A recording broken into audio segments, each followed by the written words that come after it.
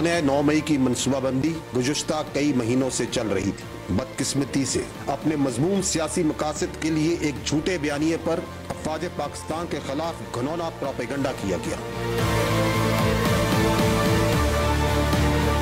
ऐसे सियासी इंतशारी टोले के लिए सिर्फ एक ही रास्ता है कि वो सिद्क़ के दिल से माफ़ी मांगे कौम के सामने और ये वादा करे कि वो नफरत की सियासत को छोड़ के तामीरी सियासत, अपने बाप से नहीं माफी मांगते तो किसी और से क्या माफी मांगते। हैसियत leader of the opposition in the national assembly और सेक्रेटरी जनरल पाकिस्तान तहरीक इंसाफ उस प्रेस कॉन्फ्रेंस को मैं और अपनी पार्टी की तरफ से रिजेक्ट करते हैं। अस्सलाम वालेकुम, वेलकम टू खबर और तज्जिया। मैं सना कैवान और प्रोग्राम में मेरे साथ मौजूद मुजम्मिल सोहरवर्दी साहब। सानहा 9 मई जिसको 1 साल मुकम्मल हो चुका है और सानहा 9 मई के हवाले से वज़ीर-ए-आज़म शहबाज शरीफ की ज़ेर सदारत वफाकी काबीना का खुसूसी इजलास भी हुआ, जिसमें दो टोक लफ्ज़ों में ये कहा गया कि पाकिस्तान तहरीके इंसाफ के बराह रास्त इसमें मुलव्वस होने के इंकशाफात मौजूद हैं। इसके साथ ही साथ बिलावल भुट्टो ज़रदारी ने भी कहा कि पाकिस्तान 9 मई के वाक़यात पर मट्टी पाव का मुतामिल नहीं हो सकता। इसी तरह दूसरी सियासी जमातों की जानिब से भी मजम्मत की जा रही है, लेकिन तहरीके इंसाफ पाकिस्तान तहरीके इंसाफ की प्रेस कॉन्फ्रेंसेस का सिलसिला जारी है। जो प्रेस कॉन्फ्रेंस DGISPR की जानिब से की गई, उन्होंने भी कहा कि सियासी इंतशारी टोला है जिससे हरगिज़ तब तक मुज़ाकरात नहीं हो सकते हैं जब तक सिद्क़ के दिल से मुआफ़ी ना मांग ली जाए। लेकिन हमने दूसरी जानिब देखा असद कैसर और तहरीक इंसाफ के दीगर रहनुमाओं ने खुलकर प्रेस कॉन्फ्रेंस की इस पर और कहा कि किसी सूरत मुआफ़ी और तलाफ़ी नहीं होगी। और इसी तमाम सूरत हाल पर बात करेंगे। मेरे साथ मुजम्मिल सोहरवर्दी साहब, बहुत शुक्रिया आपका, मौजूद हैं आप। लेकिन मुजम्मिल साहब, बड़ा ही मुश्किल तरीन दिन सानहा 9 मई 1 साल तो मुकम्मल हो चुका, लेकिन तहरीक इंसाफ आज भी सड़कों पर है। ऐसे में समझ आई आज वो किस बात पर एहतजाज कर रहे हैं। एहतजाज उनकी जानिब से और कहीं दूर दूर तक नज़र नहीं आ रहा कि वो कहीं 9 मई की मजम्मत करते हैं। रिहाई पाने वाले जो कारकुनान हैं जो कि जेलों से बाहर आ चुके हैं, वो भी आज एहतजाज कर रहे हैं। नहीं, पर देखें ना, तो क्या बदला? वो 9 मई वाले दिन तहरीक इंसाफ किस बात पर एहतजाज कर रही है, ये बात समझने की है। कुछ लोग 9 मई वाले दिन ये कह रहे हैं कि ये फ़ौज पर हमला था और फ़ौज के साथ इज़हार यकजहती कर रहे हैं, शोहदा के साथ इज़हार यकजहती कर रहे हैं और उनका मौक़िफ़ है कि हम पाक फ़ौज के साथ खड़े हैं। सवाल ये है कि तहरीक इंसाफ किस बात पर एहतजाज कर रही है। या तो वो दूसरी तरफ कह रही है मैं पाक फ़ौज के साथ नहीं खड़ी और मुखालिफ कैंप में खड़ी है, हम ये मान लेते हैं। फिर भी 9 मई वाले दिन किस बात का वो एहतजाज कर रहे हैं, वो बात मेरी समझ में नहीं आई। उन्होंने आज किस बात की एहतजाज की कॉल दी है, उनके साथ 9 मई वाले दिन क्या ज्यादती हुई। इमरान खान साहब ने जो बानी PTI ने सवाल उठाए, वो कहते हैं मुझे गिरफ्तार किया गया। तो आप गिरफ्तार हुए तो आप रिहा हो गए। अगले दिन उमरता बंदियाल साहब ने आपको गुड टू सी यू कहा, आप जजेस गेट से आए, मर्सिडीज़ में बैठ के आप रिहा हो गए। तो फिर 9 मई में को जब आप अगले ही दिन चीफ जस्टिस पाकिस्तान ने आपको रिहा कर दिया, तो फिर आपके साथ तो 9 मई को कोई ज्यादती नहीं हुई, आप तो अगले दिन रिहा हो गए। एक दिन के लिए गिरफ्तारी हुई आपकी, 2 दिन के लिए कोई ज्यादा बड़ी बात तो नहीं हुई। तहरीक इंसाफ की खवातीन भी और तहरीक इंसाफ वाले भी जो एहतजाज कर रहे हैं ना, उन्होंने जो बैनर्स उठाए हुए हैं जो मेरी नज़रों से गुजरे हैं, उसमें ये लिखा है कि 9 मई एक बहाना था, इमरान खान निशाना था, तो रिहा करें इमरान खान को वरना एहतजाज जारी रहेगा। आज एहतजाज यही करना है, ना रिहा एस्टेब्लिशमेंट ने करना है ना हुकूमत ने करना है। उनको सुबह अदलिया अगर उनकी ज़मानतें हो जाएं, उनकी सज़ाएं मुअत्तल हो जाएं अगर, तो उन्हें आप देखें ना, इस वक्त इमरान खान को कौन रिहा कर सकता है। हुकूमत तो किसी NRO के नतीजे में ही रिहा कर सकती है और उन्हें हुकूमत से रिहाई मांगनी भी नहीं चाहिए। अदालत उन्हें एक इंसाफ के तकाज़ों के मुताबिक रिहा कर सकती है, उन्हें अदालत से रिहाई मांगनी चाहिए। वो खुद कह रहे हैं कि अदलिया उनके साथ खड़ी है, 6 जजेस इस्लामाबाद हाई कोर्ट के उनके साथ हैं, जिनकी वो हिमायत कर रहे हैं कि वो बहुत ठीक कह रहे हैं। सुप्रीम कोर्ट की वो जुडिशल कमीशन कह रहे हैं, मजीद जजेस भी कह रहे हैं कि हमारे हक में गवाही दे रहे हैं अपने खतूत के। तो फिर रिहाई तो अदलिया से मिल सकती है, जितने उनके लोग हैं उनको भी रिहाई अदलिया से मिल सकती है। आप मेरी बात समझिए ना। मैं फिर ये कह रहा हूँ कि जो लोग फ़ौज के साथ इज़हार यकजहती कर रहे हैं 9 मई को, उनकी तो ये समझ आती है कि फ़ौजी तनसीबात पर हमला हुआ, वो उस पर फ़ौज के साथ इज़हार यकजहती कर रहे हैं। हमने देखा वज़ीर-ए-आज़म शोहदा के साथ बैठे हुए थे और शोहदा के वरसा वहाँ तकरीर कर रहे थे। चलें जी, 9 मई को शोहदा की यादगारों के साथ कि बेहुरमती हुई, आपने शहदा के साथ इज़हार यकजहती कर लिया। आपके पॉलिटिकल पॉइंट स्कोरिंग है, वो शहदा को यूज़ कर रहे हैं, लेकिन तहरीक इंसाफ ने शहदा के यादगारों के साथ 9 मई को उनकी बेहुरमती की या नहीं की? अच्छा, लेकिन मुज़म्मिल साहब, तहरीक इंसाफ ये भी कह रहे हैं कि जी जो हालात इस्टेब्लिशमेंट के साथ नॉर्मल हो सकते थे वो बेसिकली नून लीग की वजह से नहीं हो सके, और अभी भी नून लीग नहीं चाहती है कि ये हालात नॉर्मल हो सकें इस्टेब्लिशमेंट के साथ। नून लीग फौज के खिलाफ बयान जारी करती है रोज, तहरीक इंसाफ के ट्विटर हैंडल्स, टेलीग्राफ में मेंशन कर सकते थे आप। जो ये जो टेलीग्राफ में आर्टिकल लिखा है आर्मी चीफ के खिलाफ, वो नवाज शरीफ के नाम से छपा हुआ है कि नून लीग हालात नॉर्मल नहीं होने देती। उसके ऊपर बाई मोहम्मद नवाज शरीफ लिखा हुआ है टेलीग्राफ के आर्टिकल में। मेरा मतलब है कि अगर तो नून लीग, ये जो DGISPR की प्रेस कॉन्फ्रेंस है मुज़म्मिल साहब की, टेलीग्राफ में जो सब कुछ हुआ उसके बाद तहलका मचा, ये ज़रूरी समझा गया कि एक प्रेस कॉन्फ्रेंस ज़रूरी थी, एक मौका आना चाहिए था सामने फौज का, ऐसे ही नहीं तो क्या करते? वो 9 मई को कहते कि हमने 9 मई को दरगुजर कर दिया। फौज के पास क्या ऑप्शन मौजूद है?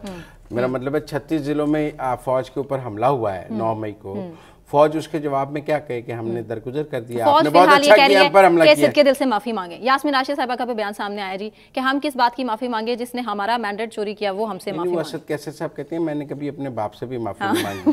तो अब मैंने तो अपने बाप से कई दफा माफी मांगी है। अभी मैं कहूँ कि जी मैंने कभी बाप से नहीं, मेरे वालिद वजह नहीं, मैंने तो अपने बाप से कई दफा माफी मांगी है, क्योंकि वालिद हैं, डांट भी लेते थे, गुस्से भी हो जाते थे, बंदा उनसे माफ़ी भी मांग लेता था। असद कैसर साहब ने या तहरीक इंसाफ वालों ने कभी अपने बाप से माफ़ी नहीं मांगी होगी। तो ये भी कहती है कि बात नहीं होगी किसी सूरत असद कैसर साहब ने, ठीक है? नहीं, बात तो वो कल आप GHQ का बयान लाएं कि हम गुफ्तगू करने के लिए तैयार हैं, ये लाइन में खड़े होकर GHQ के आगे खड़े होंगे बात करने के लिए। कौन इनमें से कौन GHQ से बात, कोई और ऑप्शन नहीं है ना? किन के अलावा, इस मुज़ाकरात के अलावा, बात करने के अलावा? ठीक है, मुझे ब्रेक अनाउंस करना है। ब्रेक से वापस आने के बाद हम कंटिन्यू करेंगे, हमारे साथ गेस्ट भी मौजूद होंगे। बात 9 मई के हवाले से ही होगी। सानेहा 9 मई जिसको 1 साल तो मुकम्मल हो चुका, लेकिन अभी भी दोनों जानिब से, इस्टेब्लिशमेंट और तहरीक इंसाफ की जानिब से कोई ख़ास लचक का मुजाहरा नहीं किया जा रहा है। और क्यों? बात दीगर गेस्ट से, हमारे साथ रहिए।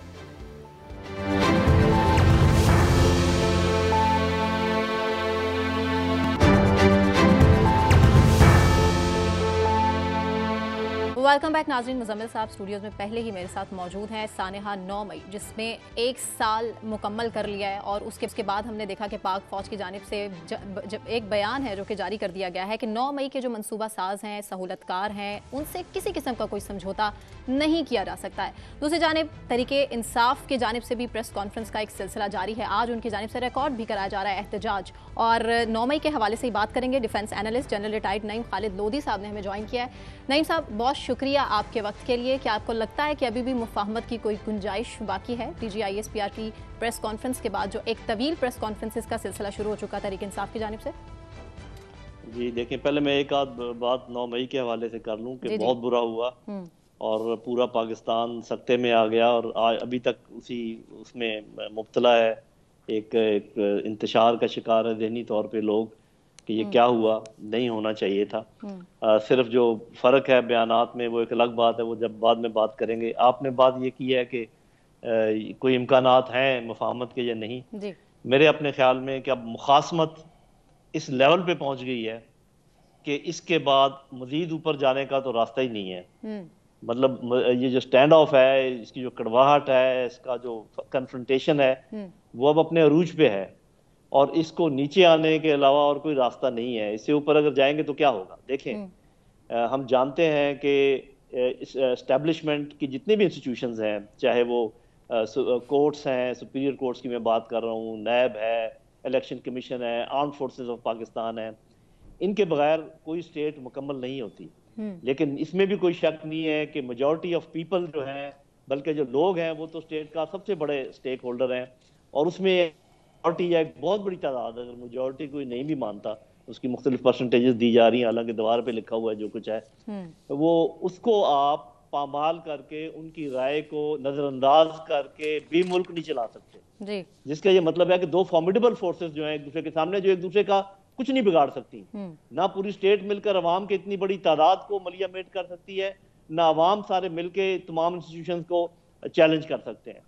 तो पाकिस्तान को अगर बचाना है, पाकिस्तान की अवाम की खातिर इनको रिप्रोचमा करना ही पड़ेगा, इनको मुफाहमत करनी ही पड़ेगी। इसके अलावा कोई और रास्ता मेरी नज़र में मुझे तो नज़र नहीं आता। देखें लोधी साहब, जी। फौज कहती है कि हमारे साथ जुल्म हुआ है, हमारे घर को आग लगाई गई है, हमारे GHQ पे हमला किया गया है, हमारे 36 शहरों में हमारी इंस्टॉलेशंस पे हमला हुआ है। जी। बानी PTI कहते हैं कि मेरे साथ ज्यादती हुई है, मुझे फौजी कमांडोज ने गिरफ्तार किया, तो उसका ये रद्द अमल था जो उनके मौजूद है। और वो कहते हैं माफ़ी मुझसे मांगे, वो कहते हैं माफ़ी मुझसे मांगे। देखें ना, इस वक्त आप कहें कि वो कहते हैं मुझसे माफ़ी मांगे, वो कहते हैं मुझसे माफ़ी मांगे, आप किसकी माफ़ी के हक में है? किसको किससे माफ़ी मांगनी चाहिए? बहुत अच्छी बात की आपने, बहुत अच्छी बात की मुजम्मिल साहब, क्योंकि आप बहुत ज़हीन शख्स हैं और मानते हैं हम आपको। देखें, अगर ये झगड़ा हो कि मुजम्मिल साहब एक बात कह रहे हैं, नईम लोधी दूसरी बात कह रहा है, तो फैसला तो ये तीसरी खातून जो बैठी हुई ये करेगी ना आप कर सकते हैं ना मैं कर सकता हूँ। तो जो जुडिशल कमीशन जिस पर अभी दोनों साइडें तकरीबन मान गई हैं, और दूसरा ये कि उमर अयूब साहब ने कल ही या आज किसी प्रोग्राम में कहा कि जुडिशल कमीशन अगर हमें कसूरवार कह दे तो हम माफी मांगेंगे। यार, इससे अच्छी सिचुएशन क्या हो सकती है? लेकिन ये तो नहीं हो सकता मुजम्मिल साहब कि मैं आपकी बात मान लूं और माफी मांग लूं, या आप मेरी बात मान लें और माफी मान लें। ये खातून डिसाइड करे ना कि कौन माफी मांगे। ये मैं कह रहा हूं। सर, पाकिस्तान में जुडिशल कमीशन की जो हिस्ट्री रही है, एक मिनट जी मुजम्मिल साहब कंटिन्यू करेंगे। लोधी साहब, आपको नाम दिया गया खैर खा ग्रुप का, लेकिन जो 9 मई पर जो बयानात आए हैं दोनों तरफ से, उसके नतीजे में तो आप खैर खा की बजाय खाम खा ग्रुप ज्यादा लग रहे हैं, जिसको दोनों साइडें डिसोन कर रही हैं। जी, दोनों साइडें डिसोन करने का ये मतलब है कि दोनों साइडों ने, मुझे किसी ने भी नहीं कहा था ये काम करने के लिए, कम से कम ये बात तो क्लियर होगी ना। जी, आपने क्लेम किया पहले एक बात एक साइड कर रही थी, इल्जाम के PTI वाले कह रहे थे ये फौज का भेजा हुआ बंदा है, फौज समझती थी ये PTI का बंदा है। तो अवाम को ये तो क्लियर हो गया कि मैं अपना बंदा हूँ, अल्लाह का बंदा हूँ, किसी का बंदा नहीं हूँ। मेरे भाई, पाकिस्तान को अगर बचाना है, मैं बार बार से एक ही बात कर रहा हूँ, मैं ये नहीं कहता कि मैं सच कह रहा हूँ, मैं ये भी नहीं कहता कि मेरा एनालिसिस बेस्ट है, मैं तो ये सिर्फ कह रहा हूँ आप सब लोग गौर कर लें कि अगर खुदा न खास्ता अवाम और अफवाज का क्लैश हो गया तो ये तो मुझे पता है कि दोनों में से एक भी नहीं जीतेगा। लोधी साहब, सूरत हाल ये है कि आपने ये क्लेम किया कि आपके दोनों तरफ राब्ते हैं। अगर आपको कहा किसी ने नहीं, तो आपके दोनों तरफ राब्ते हैं। आपने कहा कि मेरा बानी PTI से भी जेल में बिलवास्ता राब्ता है, मेरा आसिम मुनीर से भी बिलवास्ता राब्ता है, मैं दोनों साइड से राब्ते में हूँ। बिल्कुल ठीक है। जब आप बानी PTI से भी अडियाला जेल में राब्ते में हैं और आप आसिम मुनीर से भी GHQ में राब्ते में हैं, नतीजा तो सिफर है ना। अभी तक सिफर है, ये आप ठीक कह रहे हैं। तो सर, आप कोशिश जारी रखेंगे? मेरी कोशिश और बढ़ जाएगी, क्योंकि अब मेरा ख्याल है कि और ज्यादा खतरनाक उसमें हो गया है। और मैं हैरान हूं उन लोगों पर जो बजाय इसके कि ऐसी काविशों का साथ दें, कि इस आग को बुझाने की कोशिश में साथ दें, वो कहते हैं जी आग लगी रहने दो, क्योंकि इस आग के बुझने का कोई चांस नहीं है, तो आप क्यों इसमें कर रहे हैं? तो चले मैं आपको वो बात याद करा दूं, वो चिड़िया जिसने एक बूंद पानी फेंका था जब हजरत इब्राहिम को आग में डाला गया था, तो उसकी भी कोई हैसियत नहीं थी। और तो मुझे आप उसी हैसियत में समझ लें, मैं अपनी बूंद पानी की डालूंगा, आपको चाहे ये बात अच्छी लगे या बुरी लगे, या किसी को भी बुरी लगे। लेकिन लोधी साहब, जब भी कोई दो तनाज़ा होता है दोनों फ्रीकैन के दरमियान, कोई सानिया होता है, कोई एक तो मुतासरा फरीक होता है, एक जालिम होता है, एक मजलूम होता है, एक की गलती है, एक की नहीं है।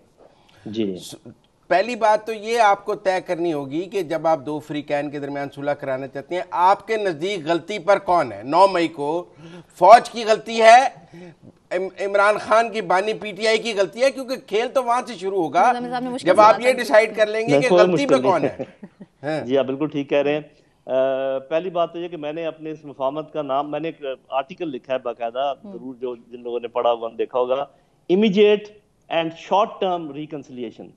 जो लॉन्ग टर्म है वो तो बाद में होगी। बाकी ये जो कह रहे हैं गलती किसकी है किसकी नहीं है, ये फैसला अदालत ने करना है, मैंने नहीं करना। अच्छा लोधी साहब, एक आर्टिकल टेलीग्राफ में भी लिखा है और वो लिखने के बाद आपको पता है तहलका मच चुका है, तो उसके बाद तो आपको नहीं लगता कि वापसी के रास्ते दोनों तरफ से कहीं कोई गुंजाइश पैदा हो नहीं सकती? लेकिन इसके बावजूद अगर कह रहे हैं it's your good initiative already, और अगर आप फिर भी कह रहे हैं कि मुफाहमत की कोशिश जारी रखेंगे, तो सिर्फ ये कह दीजिएगा, बता दीजिएगा कि आपको क्या लगता है कि कितने % चांसेस हैं? क्योंकि ऑब्वियसली सियासी इस्तेहकाम मुआशी इस्तेहकाम के साथ कनेक्टेड है। चलिए, ये तो आपने बड़ा अच्छा कह दिया, इसको दोबारा दोहराने की जरूरत नहीं। मैं एक और परसेंटेज का जिक्र कर देता हूँ, उसके बाद मैं इसका भी बता देता हूँ। देखिए ऐसे कई मुल्कों में हुआ, और अभी मैं आपको मिसाल देने वाला हूँ कि जहां पर अवाम और अफवाज एक दूसरे के आमने सामने आ गए और फिर उसका नतीजा क्या निकला। मिस्र में अवाम और अफवाज आमने सामने आ गए और अवाम हार गए और अफवाज जीत गई। तुर्की में अवाम और अफवाज आमने सामने आ गए, अवाम जीत गए और अफवाज हार गई। उसके अलावा ये शाम में, नाइजीरिया में, लिबिया में, सूडान में, इराक में अवाम और फौज आमने सामने आ गए, दोनों ने एक दूसरे को मलिया मेट कर दिया, ये तमाम मुल्क मलिया मेट हो गए। ऐसे ही तो मेरा ख्याल ये है, अब सुन ले गौर से जो मैं बात करने वाला हूँ, अगर ये क्लैश होता है और आगे जाते हैं तो 60% चांसेस ये हैं कि पाकिस्तान को बहुत नुकसान पहुंचेगा और इन्हीं मुल्कों की लाइन में आ जाएगा जिनका मैंने आपको जिक्र गिनवाया है। और यही हमारे दुश्मन इंतजार कर रहे हैं क्योंकि उनकी नजरें हमारे एटमी असासों पर हैं। 20% चांसेस है कि इमरान खान जीत जाएगा और 20% चांस है कि फौज जीत जाएगी। ये मैंने आपको बता दिया है। और अगर ये परसेंटेजेस कोई मान ले, उसके बाद सोच लें कि क्या मुफाहमत का रास्ता पाकिस्तान के लिए ज्यादा, मतलब कहीं से लचक दिखा दीजिए। हाँ जी, अच्छा लेकर आता नहीं। आखिरी सवाल करूंगा मैं आपसे, आखिरी सवाल जी प्लीज, क्योंकि फिर टाइम कम है हमारे पास। देखें, एक मौकफ ये है कि 9 मई को पाकिस्तान के अवाम नहीं निकले तहरीक इंसाफ के साथ। जब उनके कारकुनों ने, एक मिनट, जब उनके कारकुनों ने कोर कमांडर लाहौर के घर पे हमला किया तो वो 1000-2000 कारकुन थे, 50,000 लाख अवाम नहीं थे। GHQ के गेट पे 200 लोग थे, कोई 50,000 लाख अवाम मौजूद नहीं थे। सरगोदा में शहदा की यादगार पर 100-200 लोग थे। फैसलाबाद में ISI के हेडक्वार्टर के आगे 300-400 लोग थे, अवाम नहीं थे। तो फिर अवाम, तो आप जिधर कह रहे हैं कि अवाम उनके साथ हैं, ईद वाले दिन उन्होंने कहा सब बडियाला जेल के बाहर नमाज अदा करेंगे, 10 लोग नहीं थे। तो फिर तुर्की वाली मिसाल तो ना दें कि लोग टैंकों के आगे लेट के, लोग नहीं है उनके साथ। जी, आप सोरवर्दी बहुत चूंकि काबिल इज्जत खानदान से भी ताल्लुक रखते हैं, बहुत खुद भी काबिल इज्जत हैं। मैं जो ये कह रहा हूँ कि बहुत ज्यादा लोग इमरान खान के साथ हैं, वो फरवरी वाले इंतखाबात के नतीजे में कह रहा हूँ। अगर आपको नहीं नजर आया तो हो सकता है मेरी आंखों में कुकरे पड़े, और मैं मान लेता हूँ इस बात को। मैं चूंकि आपसे उम्र में बहुत बड़ा हूँ, मेरी आंखों में भी कुकरे पड़ सकते हैं, मेरे ज़हन में भी इस किस्म का बहाम हो सकता है। बहरहाल मैं आपको बिल्कुल दो टोक कह रहा हूँ, आज भी सबसे ज्यादा अवाम PTI के साथ हैं और पूरे मुल्क के हर सूबे में है। एक पीपल्स पार्टी है ऐसी जमात जो हर सूबे में जिसके पीछे अवाम है, एक PTI है, कोई तीसरी जमात नहीं है उनके साथ की। तो इनको नजरअंदाज नहीं किया जा सकता। दोबारा मैं इस्तदा कर रहा हूँ कि ये बात मान जाएं, तोते की तरह आंखें बंद ना करें और मुफाहमत का रास्ता अख्तियार करें। नईम लोधी साहब, बहुत शुक्रिया आपके कीमती वक्त के लिए, और मुफाहमत आपकी तरफ से जारी रहेगी। आपके मुताबिक जो सूरत हाल अब मज़ीद कशीदा होती चली जा रही है, उसकी परसेंटेज मुफाहमत की तो काफ़ी कम हो चुकी है, लेकिन फिर भी चांसेस मौजूद हैं और हो सकता है कि आने वाले वक्त में मुफाहमत हो जाए और दोनों ही जानिब से, इस्टेब्लिशमेंट और तहरीक इंसाफ की जानिब से लचक का मुजाहरा कर दिया जाए। मुज़म्मिल साहब, अब सीनियर एनालिस्ट हैं, अतर काज़मी साहब, उन्होंने हमें ज्वाइन किया है। अतर, बहुत शुक्रिया आपके वक्त के लिए। 9 मई जिसको 1 साल मुकम्मल हो चुका है, लेकिन उसके बावजूद हम ये देख रहे हैं कि तहरीक इंसाफ की जानिब से एक के बाद एक प्रेस कॉन्फ्रेंस की जा रही है, और ये प्रेस कॉन्फ्रेंस कोई अच्छी चीज़ साबित नहीं हो रही इस हवाले से कि किसी तरह से लचक का मुजाहरा नहीं किया जा रहा है और कहा ही जा रहा है कि मुआफ़ी तो दूर की बात, हमने जो किया या हमारे साथ जो हुआ, हम असल विक्टिम हैं और हमें इंसाफ मिलना चाहिए, और जुडिशल कमीशन का भी वो साथ ही साथ मुतालबा करते हैं। तो आपको क्या लगता है कि अब आने वाले टाइम में बर्फ कैसे पिघलेगी? देखिए, पहली बात तो ये है कि जो 9 मई का बदकिस्मत वाकया था, इसमें जो भी मुलव्विस है इसकी तहकीकात भी होनी चाहिए और लोगों को सजाएं भी मिलनी चाहिए। यहाँ पे इशू ये हुआ सना के, यहाँ पे बहुत सारा जो मामलात थे उनको कानूनी तरीके से डील नहीं किया गया, उसमें सियासत इन्वॉल्व हो गई। एक एक शख्स के ऊपर 15-15 FIRs हो गई। वो मियाँ वाली में भी नामजद हो गया, वो लाहौर में भी नामजद हो गया। अब एक शख्स कैसे बेयक वक्त 3-4 जगहों पे हो सकता है? तो जिसकी वजह से इन मुकदमात के अंदर पेचीदगियां पैदा हो गई। अगर इनके ऊपर सियासी बयानिया ना बनाया जाता, जो लोग मुलविस थे उनको पकड़ा जाता, एक अच्छी FIR होती, अच्छे तरीके से तहकीकात होती, तो जो भी मुलविस था वो सामने आ जाता। आज ये नहीं है कि पाकिस्तान तहरीक इंसाफ क्या कह रही है या हुकूमत क्या कह रही है। आज एमनेस्टी इंटरनेशनल भी कह रही है कि जनाब, जिस तरीके से लोगों के खिलाफ मुकदमात चलाए जा रहे हैं, ख्वातीन की जमानतें नहीं हो रही, लाहौर से उनको छोड़ते हैं तो सरगोदा ले जाते हैं। तो मेरे ख्याल में बहुत सारे मामलात को सही तरीके से डील नहीं किया गया, लेकिन इसमें कोई दो राय नहीं है कि जो लोग इसमें मुलविस हैं उनको सजाएं मिलनी चाहिए। अतर कादमी साहब, बात यह है कि ये आपका मौक़िफ़ सही है कि 9 मई पर सियासत नहीं होनी चाहिए, मैं आपसे मुत्तफ़िक हूँ इस बात पर, लेकिन सियासत तो तब ना हो ना जब तहरीक इंसाफ उसके ऊपर कोई बयानिया बनाने की कोशिश ना करे और उसमें जो उसके मुलव्वस लोग हैं उनको डिफेंड ना करे।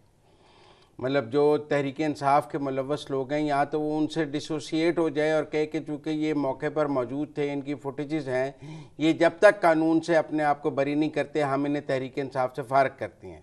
लेकिन अगर तहरीक इंसाफ उन सब की ओनरशिप ले जो मौके पर मौजूद थे, जिनकी फुटेजेस मौजूद हैं, तो फिर सियासी बयानिया तो तहरीक इंसाफ से शुरू हुआ ना कि वो अपने सियासी लोगों को ओन कर रही है और उनको डिफेंड कर रही है। मतलब हसन नियाजी से लेके एजाज चौधरी से लेकर 36 शहरों में ये हुआ है, जहाँ जहाँ पीटीआई का जो लीडर वहाँ मौजूद था उसको डिफेंड तो पीटीआई कर रही है ना, उसको ओन भी कर रही है, तो फिर सियासत तो पीटीआई कर रही है। नहीं, देखें, जो लोग मुलविस हैं इसकी तहकीकात हों और ये किसी अदालत ने फैसला करना है ना। मुजम्मिल साहब, मैंने यहाँ पे किसी को क्लीन चिट में नहीं दे सकता, आप किसी को यहाँ मुजरिम साबित नहीं कर सकते। कोई किसी का कहीं पे मौजूद होना, किसी जगह पे होना, ये साबित तो नहीं करता कि उसका इससे ताल्लुक है। और दूसरी बात, आज सुबह से हुकूमती वुज़रा तहरीक इंसाफ को गद्दार साबित करने पे बजिद हैं कि जनाब ये मुल्क दुश्मन भी हैं, लेकिन कल रात तक ये कह रहे थे कि जनाब हमने इनसे बात करनी है, ये एक दफा हमें इशारा कर दें तो हम इनसे बात कर लेंगे। अगर आपके पास इस किस्म के सबूत हैं तो आप इनसे क्यों बात करना चाहते हैं? अब इसमें इशू ये हो रहा है कि ये सारा मामला एक तरह से मजाक बनता जा रहा है। मुल्क की सबसे बड़ी सियासी जमात है, सबसे ज्यादा उनको वोट पड़े हैं, अमरीकी सफीर उनसे मिल रहा है, अमरीकी सेनेटर ने आज मुलाकात की शिबली फराज साहब से। तो हम क्या मैसेज दे रहे हैं? मसला ये है कि मसला ये है सियासी ही, इसको सियासी तरीके से ही हल होना है, जितनी जल्दी ये हल हो जाए। एक मिनट अतर कादरी साहब, अगर कल तक हुकूमत ये कह रही थी कि हमने तहरीक इंसाफ से बात करनी है, तो परसों तक तहरीक इंसाफ भी कह रही थी कि हमने सिर्फ फौज से बात करनी है, हम फौज के अलावा तो किसी से बात नहीं करेंगे। कह रहे थे आर्मी चीफ और DGISI के अलावा तो हम किसी से बात करने के लिए इस मुल्क में तैयार ही नहीं है, और उसके अलावा कहीं कोई ताकत किसी के पास है नहीं, तो हम तो ताकतवर से बात करेंगे। तो परसों तक वो भी तो उससे ही बात कर रहे थे जिन्होंने फिर परसों उनको गद्दार डिक्लेयर कर दिया और कहा कि जब तक वो माफ़ी नहीं मांगेंगे उनसे बात नहीं हो सकती। तो ताली दोनों तरफ की बयान कर देना कि वो भी तो परसों तक GHQ के बाहर मुज़ाकरात की पेशकश लेके मौजूद थे टेबल पर। मेरे ख्याल में अभी भी वो यही कह रहे हैं कि वो अगर बात करेंगे तो उन्हीं से बात करेंगे जो उनके बकौल। जरूरी नहीं कि आप इससे इतफाक करें या मैं इससे इतफाक करूं। वो ये कहते हैं कि ये डमी हुकूमत है। आज सुबह से ये हमें गद्दार साबित कर रहे हैं, कल तक ये इनको कुछ और इंस्ट्रक्शंस थी तो ये कुछ और कहते थे। तो वो ये कहते हैं कि बात हम उससे करेंगे जिसके हाथ में चीजें। हाँ, इससे मैं और आप इख्तलाफ कर सकते हैं, जरूरी नहीं हम इससे इतफाक करें, हम कहें कि जनाब इनको सियासी कुव्वतों से बात करनी चाहिए, लेकिन उनका बयानिया अभी भी ये है कि ये जो सियासी कुव्वतें हैं ये जेन्युइन सियासी कुव्वतें नहीं है। मसला ये है कि तहरीक इंसाफ माने या ना माने, मैं और आप तो मानते हैं ना कि दीगर सियासी जमातों की भी यहाँ पे स्टेक है और सब ने मिल के इस मसले को हल करना है। अब इसमें मैं छोटा सा 1 मिनट लूंगा आपका। इशू क्या है? जो बातें इमरान खान साहब कह रहे हैं, उनकी जमात कर रही है कि जनाब हमारी हुकूमत का खात्मा किया, ये हुआ वो हुआ, ये सारी चीजें जो हैं, जो दीगर जमातें हैं वो ये कहती हैं कि हमारी लीडरशिप ने भी ये चीजें एक्सपीरियंस की हैं और ये वो भी इस दौर से गुजर के जो है यहाँ तक पहुंचे हैं। लेकिन फर्क क्या था? वो जब उस दौर के अंदर होते थे, कभी 6 महीने के लिए उनका ट्विटर अकाउंट बंद हो जाता था, कभी जनाब वो ईंट से ईंट बजाने के बजाय ईंटें जोड़ने जो है दुबई चले जाते थे। लेकिन यहाँ पे पहली दफा जो है, जो उन लोगों ने एक्सपीरियंस की थी, खान साहब ने भी वो चीजें एक्सपीरियंस की हैं, लेकिन सिस्टम पहली दफा इमरान खान की सियासत को एक्सपीरियंस कर रहा है। अब उस सियासत से एक सवाल मुझे यहाँ ऐड करना है। अतर देखे ना, ये दुरुस्त है कि सब सियासी जमातों और सियासी क़यादत की एस्टेब्लिशमेंट से लड़ाई, कशीदगी, तनाव, इक़्तिदार का आना, इक़्तिदार का जाना, निकाले जाना, वापस आना, ये पाकिस्तान में है। फांसी भी लगे हैं, वज़ीर-ए-आज़म नाहल भी हुए हैं, इक़्तिदार छीना भी गया है। पर यह भी तो पहली दफ़ा हुआ है ना कि किसी ने GHQ पे हमला नहीं किया। इक़्तिदार कोई इतनी बड़ी चीज़ नहीं है कि आप उसके नतीजे में अपनी फ़ौज पर हमलावर हो जाएं। इक़्तिदार इतनी बड़ी चीज़ नहीं है कि आप फ़ौजी तनसीबात पर हमला कर दें। इक़्तिदार इतनी पुरकशिश चीज़ नहीं होनी चाहिए कि आप शहदा की यादगारों को आग लगाना शुरू कर दें। तो मेरा ख्याल है इक़्तिदार से इतनी मोहब्बत भी पहले लीडर की देखी गई है जो इक़्तिदार से निकलने के बाद अपनी ही फ़ौज पर चढ़ दौड़ा है। मसला ये है कि मुजम्मिल साहब, आपकी ख्वाहिश है कि जिस तरह इस्राएली मीडिया रिपोर्ट करता है ना कि आज हमास ने रॉकेट मारा है तो मसला शुरू हो गया। क्या हमें याद नहीं है कि गवर्नर हाउस में घर साहब ने किसको बंद कर दिया था और किससे इस्तीफा लिया था? क्या हमें याद नहीं है कि किस खानदान ने यहाँ पे अल जुल्फकार बनाई थी और उन्होंने अल जुल्फकार किसका त्यारा अगवा करके काबुल लेके गई थी और वहां पे किसको मार के जहाज से नीचे फेंका था? क्या वो इक्तदार की हवस नहीं थी? क्या हमें याद नहीं है कि जनेजो को इक्तदार की हवस में अपने ही लोगों ने कैसे फारिग कर दिया था? क्या हमें याद नहीं है कि परवेज मुशर्रफ हवा में पीपल्स पार्टी की जानिब से माफी का भी, एक मिनट मेरा और जरा काज़मी साहब में डायलॉग। परवेज मुशर्रफ को हवा में जनाब उनका त्यारा जो है वो त्यारा साजिश केस हमें याद नहीं है, वो भी हमें याद है। ये सारी चीजें, सुप्रीम कोर्ट पे जो हमला हुआ वो भी हमें याद है। तो ये अनफॉर्चुनेट साइड है हमारी सियासत की। मैं आपसे काफी हद तक एग्री करता हूँ कि चीजों को बेहतरी लाने की जरूरत है, हर किसी को मेच्योरिटी का मुजाहरा करने की जरूरत है। ये जमातें भी हमारी मुझे अतर काज़मी साहब बहुत खुशी हुई जब आपने आज की तहरीक इंसाफ और अल जुल्फकार का आपस में मुआजना किया, तो मुझे लगा मैं और आप आज पहली पेज पे सेम पेज पर आ गए हैं, क्योंकि जब आपने अल जुल्फकार के त्यारा साजिश को और तहरीक इंसाफ के 9 मई को बराबर करार दिया, जब आपने, मेरा मतलब है कि अल जुल्फकार की दहशतगर्दी को और 9 मई को बराबर करार दिया, तो मुझे लगा कि मेरी और आपकी सोच में काफ़ी हम आहंगी आ गई है, क्योंकि मैं भी दोनों को एक ही नज़र से देखता हूँ। नहीं, मेरे ख्याल में आप तो जिस तरह कह रहे थे, आप लगता इस तरह था कि आप हिरोशिमा का किसी के साथ मुआवजा कर रहे हैं। मसला ये है कि यहाँ पे अपना अपना नुक्ता नजर है देखने का। इस वक्त भी आप देख लें कि 9 मई भी हर किसी का अपना अपना है, कोई कुछ कह रहा है, कोई कुछ कह रहा है, लेकिन अच्छा, इसमें कोई दो राय नहीं है। जावेद लतीफ साहब की जानिब से भी कहा जाए। जी जी, मैं जुमला ऐड कर दूं कि जो 9 मई का बदकिस्मत वाकया है, ये कतन पाकिस्तान की सलामती के लिए, पाकिस्तान के लिए दुरुस्त नहीं और ना ही काबिल कबूल है। जो लोग इसमें मुलविस हैं उनके साथ आइन और कानून के मुताबिक सलूक होना चाहिए। चाहे उसमें बानी पीटीआई भी मुलविस हो तो उनके साथ भी सलूक होना चाहिए। जी जी सर, आप डिक्री दे दें, आप बैठे में माशाल्लाह मीडिया पे अदालत लगी हुई है, आप अभी सजा सुनाएं ताकि मामला आगे बढ़ सके। नहीं, मैं पूछा है आपसे कि अगर वो मुलविस हो तो फिर क्या होना चाहिए? नहीं, वो तो मुलविस है ना, वो तो आपने नहीं, मैंने तो आपसे पूछा है कि अगर वो मुलविस हो तो क्या कर लें हम? फिर सर ये तो कानून को मकबूलियत के ताबे कर लें या मकबूलियत को कानून के ताबे कर लें? नहीं, हर किसी को आइन के ताबे कर लें, 90 रोज में इंतखाबात करवाएं, वक्त के ऊपर इंतखाबात करवाएं और किसी का इलेक्शन सिंबल ना छीने, पॉलिटिकल इंजीनियरिंग ना करें, तो मेरे ख्याल में बहुत सारे मामला हल हो जाएंगे। ठीक है। कई दफ़ा काज़मी साहब टू एंड कई दफ़ा 90 रोज़ में इंतखाबात नहीं हुए, लेकिन किसी ने उसके जवाब में GH के ऊपर हमला नहीं किया। ये कमज़ोर दलील है कि चूंकि 90 दिन में इंतखाबात नहीं हुए लिहाजा मुझे GH के ऊपर हमला करने का हक हासिल हो गया। ये दलील किसने दी है? ये अभी आप कह रहे थे ना 90 दिन में नहीं हुए, तो मैंने कहा ये 9 मई के दिफा की दलील नहीं हो सकती। नहीं, ये तो किसी कोई भी उस चीज की क्या दिफा हो सकता है? ये तो आइन और कानून का दिफा करने के लिए हम यहाँ पे बैठे ना, मीडिया में हम आए हैं, जर्नलिस्ट हैं, सहाफी हैं, आइन और कानून की बात करते हैं, तो हमने तो आइन और कानून का दिफा करना है। आइन और कानून मजबूत होगा तो किसी की जुर्रत नहीं होगी कि वो GHQ हो जाए या कोई पुलिस स्टेशन हो जाए या कोई स्कूल हो जाए, वहां पे वो हमला करे। तो जब तक आइन कमजोर रहेगा, आप भी कमजोर रहेंगे, मैं भी कमजोर रहूंगा, सब कमजोर रहेंगे।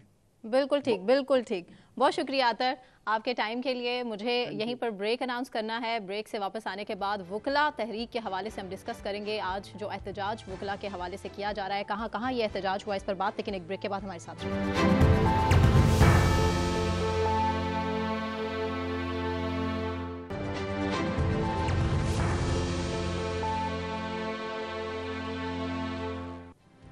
वेलकम बैक नाजरीन। आज वकला की जानिब से एहतजाज की कॉल दी गई थी। पूरे मुल्क में एहतजाज भी रिकॉर्ड कराया गया। कितना पुरअमन एहतजाज था और कहाँ कहाँ एहतजाज हुआ, कोर्ट्स को कवर करते हैं कॉरेस्पॉन्डेंट हम न्यूज़ हैं शाकिर अवान, जिन्होंने हमें ज्वाइन किया है। शाकिर, बहुत शुक्रिया आपके टाइम के लिए। क्या कहिएगा कि अभी एहतजाज कहाँ कहाँ रिकॉर्ड हुआ और पुरअमन एहतजाज था या फिर कोई मसले मसाइल भी थे? शाकिर, एक तो आज अदालतों का बाइकआउट ऐलान था सुप्रीम कोर्ट बार की तरफ से। पूरे मुल्क में आज अदालतों का बाइकआउट था, कोई अदालती काम नहीं होना था। दूसरा, जो 50 वकला गिरफ्तार हुए थे उनकी रिहाई का अल्टीमेटम था कि अगर वो रिहा ना हुए तो चीफ जस्टिस के घर के बाहर धरना देंगे। और तीसरा जो एहतजाज की कॉल थी, ज़रा आप समर अप कर दें क्योंकि 3-4 चीज़ें थी, इनका इकट्ठा हमें बता दें। जी बिल्कुल सोरवर्दी साहब, ये आज का जो एहतजाज था ये पूरे मुल्क के लिए था और ये पहली मरतबा हुआ है कि supreme court bar, Pakistan bar council, Lahore high court bar, Punjab bar और फिर लाहौर हाई कोर्ट बार के साथ साथ लाहौर बार, यानी ये मजमूई तौर पर हड़ताल की कॉल दी गई थी और इससे आप ये कह सकते हैं कि कामयाब आज का पावर शो था। और लाहौर हाई कोर्ट बार में जनरल हाउस का इजलास मुनक्किद किया गया था जिसमें वकला जो हैं वो शरीक हुए और पंजाब बार कौंसिल थी, लाहौर हाई कोर्ट बार थी, लाहौर हाई कोर्ट के साथ साथ लाहौर बार और फिर पाकिस्तान बार कौंसिल के भी मेंबरान जो हैं वो आज के इजलास में शरीक थे। गुज़िश्ता रोज़ जो अल्टीमेटम दिया गया था लाहौर बार के प्रेसिडेंट की जानिब से कि अगर उनके वकला को रिहा ना किया गया तो वो chief justice Lahore high court के घर के बाहर धरना देंगे, तो रात गए जो वकला थे उन्हें छोड़ दिया गया था। ताहम इनके खिलाफ थाना अनारकली में मुकदमा ज़रूर दर्ज किया गया है जिसके मतन में ये कहा गया है कि 5 पुलिस एहलकार जो हैं वो वकला के दरमियान जब वकला को रोका गया तो उस दौरान वकला की जानिब से पथराव किया गया और 5 पुलिस एहलकार जो हैं वो इस दौरान ज़ख्मी हुए। इस FIR में जो है वो मुख्तलिफ दफ़ात दर्ज की गई हैं, कार सरकार मदाखलत की दखात है, बलवा की जो दफ़ा है वो दायर की गई है और ये दफ़ा दर्ज करके जो है वो मुकदमा शाकिर वकला को रिहा कर दिया गया। आज हड़ताल हुई वकला की रिहाई के बाद, इसीलिए आज पुलिस और वकला का तसादुम नहीं हुआ। आज वकला माल रोड पे नहीं आए और उन्होंने एहतजाज नहीं किया, आज पुरअमन रहे। जी बिल्कुल सोरवर्दी साहब, आज पुरअमन रहे हैं वकला। तहम उन्होंने जनरल हाउस इजलास किया, उस इजलास में कुछ फ़ैसले किए गए और उन फैसलों में ये कहा गया है कि कल के रोज़ भी वकला की जानिब से जो है वो मुकम्मल हड़ताल की जाएगी और तमाम वकला को यह हिदायत की गई है कि कोई वकील जो है वो किसी भी अदालती कार्रवाई का हिस्सा नहीं बनेगा और अगर कोई हिस्सा बनेगा तो उसके खिलाफ तादीबी कार्रवाई की जाएगी। और आज के जनरल हाउस इजलास में जो फैसले किए गए उसमें जो सबसे बड़ा फैसला था वो ये था कि chief justice Lahore high court के खिलाफ जो है वो रेफरेंस दायर किया जाएगा और उसमें यह कहा गया है कि Lahore high court bar, Lahore बार और सुप्रीम कोर्ट बार ये सब जो हैं वो अलग-अलग रेफरेंस दायर करेंगे और इस हवाले से फिर जो जॉइंट एक्शन कमेटी बनाई गई है लाहौर हाई कोर्ट बार के सदर की जानिब से, उसका इजलास जो है वो अब कल तलब कर लिया गया है। इस इजलास में ये फैसले किए जाएंगे कि वकला का आइंदा का लाहे अमल क्या होगा, वकला के खिलाफ जो मुकदमात दर्ज किए जाते हैं, जो 780 की दफात का इंदराज किया जाता है, इसके साथ साथ आखिरी एक सवाल कि चीफ जस्टिस के खिलाफ रेफरेंस आएगा, वो सुप्रीम जुडिशल काउंसिल में जाएगा, वो एक अलग बात है। ये supreme court bar, Pakistan bar council, Lahore high court bar, Lahore bar, ये एक ही ग्रुप की हैं? ये 2 ग्रुप्स हैं वकला में, एक हामिद खान ग्रुप है, एक आसमा जहांगीर ग्रुप है। ये दोनों ग्रुप इकट्ठे हो गए हैं chief justice Lahore high court के खिलाफ? जी सोरवर्दी साहब, बिल्कुल इस मामले के ऊपर जो है वो हमें दोनों ग्रुप जो हैं वो एक पेज पर नज़र आते हैं। लाहौर हाई कोर्ट बार में इस वक्त जो है वो हामिद खान ग्रुप हैं, उनके सदर हैं असद मंजूर भट्ट, जबकि लाहौर बार और सुप्रीम कोर्ट बार में आसमा जहांगीर ग्रुप के सदर हैं। सुप्रीम कोर्ट की बात की जाए तो शहजाद शौकत हैं और लाहौर बार की बात की जाए तो मुनीर हुसैन भट्टी हैं। तो वकला के जो मामला है, इस मामले पर वकला जो हैं वो मुत्तहिद हो चुके हैं। उनका ये कहना है कि जो उनके मुतालबात हैं वो गुज़िश्ता दिसंबर से लेकर अब तक यानी 73 दिन इन्होंने हड़ताल की, लेकिन इनकी सुनवाई नहीं हुई। बुनियादी तौर पर इनका जो मुतालबा है वो ये है कि सिविल कोर्ट जो मॉडल टाउन कचहरी में मुंतकिल की गई है उसका नोटिफिकेशन वापस लिया जाए और इसके साथ साथ वकला पर जो 780 की दफात दर्ज करके, संगीन दफात दर्ज करके मुकदमात दर्ज किए जाते हैं, फिर चार दीवारी का तकद्दुस पामाल किया जाता है, गिरफ्तारियां की जाती हैं, तो इसके खिलाफ जो है वो एहतजाज कर रहे हैं। मॉडल टाउन कचहरी में जो लाहौर हाई कोर्ट की जानिब से एक नोटिफिकेशन किया गया था उसके मुताबिक 13 जो सिविल जजेस हैं वो इस वक्त वहां पर मौजूद हैं, 4 एडिशनल सेशन जजेस के नोटिफिकेशन किए गए। ताहम वकला की जब एहतजाज शिद्दत इख्तियार कर गया तो 4 जजेस जो हैं वो अब वहां पर नहीं भेजे गए। तो वकला ये कहते हैं कि सिविल अदालतों को जो मुंतकिल किया गया मॉडल टाउन कचहरी में उसको वापस लाया जाए। ठीक है, आखिरी सवाल मैं आपसे ये करना चाहूंगा, 9 मई को इन्होंने भी हड़ताल की कॉल दी, 9 मई को तहरीक इंसाफ ने भी एहतजाज की कॉल दी, 9 मई को पाक फौज भी एहतजाज कर रही है, 9 मई के ये वकला का सियासी झुकाव तहरीक इंसाफ की तरफ है, फौज की तरफ है एहतजाज में?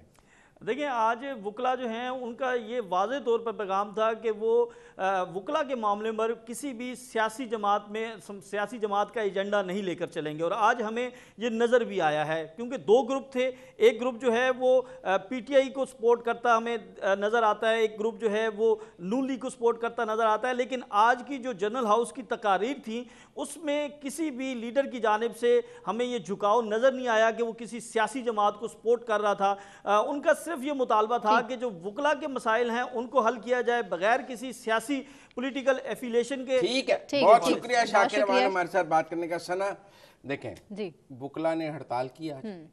अच्छा, दोनों ग्रुप्स हामिद खान और Asma Jahangir group chief justice Lahore high court के खिलाफ इकट्ठे हो गए हैं कि उन्होंने कुछ कोर्ट्स को एक जगह से दूसरी जगह मुंतकिल किया है जी।